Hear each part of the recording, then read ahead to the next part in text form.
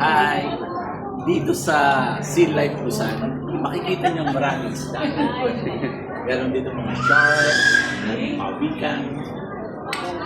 Sunod lang kayo dito. Kita niyo ang mga iba-ibang klaseng fish.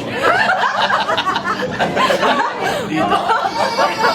Diba? Kaya, join na kayo dito sa Sea Life Aquarium Busan. Ano naman?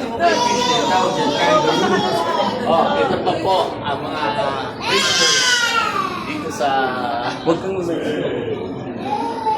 Ay, ito pa po ang iba't ibang klaseng creatures. Ito po.